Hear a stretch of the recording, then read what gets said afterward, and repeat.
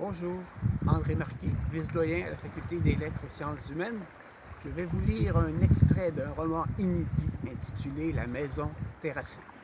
Il n'y a que deux personnages, un homme, une femme. Ça va ainsi. Tu veux quoi pour souper, mon beau? N'importe quoi qui se boit avec du vin rouge.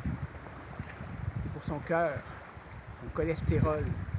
Il avait lu un article là-dessus et s'y était accroché désespérément afin de justifier son plaisir d'accompagner son repas du soir d'un verre de vin. Elle n'est pas naïve. Pendant des années, il n'a pris qu'un seul verre, mais il s'est acheté des coupes de plus en plus grosses.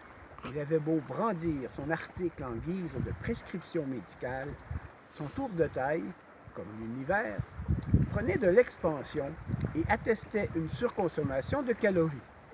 C'est pourquoi, aujourd'hui, il ne se ment plus à lui-même et fait plus attention, malgré les risques de rechute. Il est tellement facile de justifier ses comportements par des arguments puérils et inappropriés. J'avais plutôt pensé à des pâtes au thon. Il doit te rester un fond de vin blanc. Prépare les olives et des tomates séchées. Au moins, elle n'a pas insisté sur les bienfaits de l'oméga 3. Il n'y a pas que l'eau qui la fascine, elle adore aussi les poissons et les fruits de mer. Qu'elle se mette soudainement à manger des algues ne le surprendrait pas vraiment. Elle a dû être une sirène dans une vie antérieure. Il se met à rire. Qu'est-ce qu'il y a? Il ne répond pas, il sourit.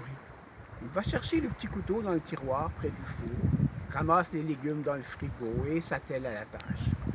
Il se répète sans cesse la même phrase dans la tête. Je vis avec une sirène.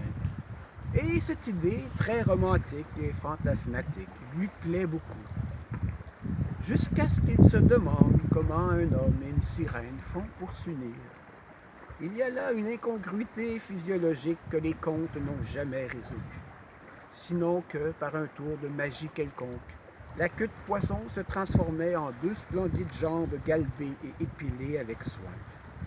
Jamais un mot de plus sur l'odeur marine qui devait s'en dégager. Dans la panoplie d'étiquettes reliées au débat sur les genres dans la société actuelle, il doit bien exister une façon de nommer les gens qui se prennent pour un être mythique. C'est mieux que tu ne sois pas une sirène finalement. Elle le regarde, cherche le lien qui lui permettrait de comprendre la pertinence de ce qu'il vient de dire. Difficile de savoir ce qui se trame vraiment dans le cerveau des autres. Elle ira consulter quelques articles sur l'Alzheimer après la vaisselle. Son vieux commence à l'inquiéter. Il vante. Ni l'un ni l'autre ne se préoccupe encore du boulot qui tremble dangereusement et qui se serait déjà abattu sur la maison si les branches des deux arbres voisins ne l'avaient pas retenu. Au revoir.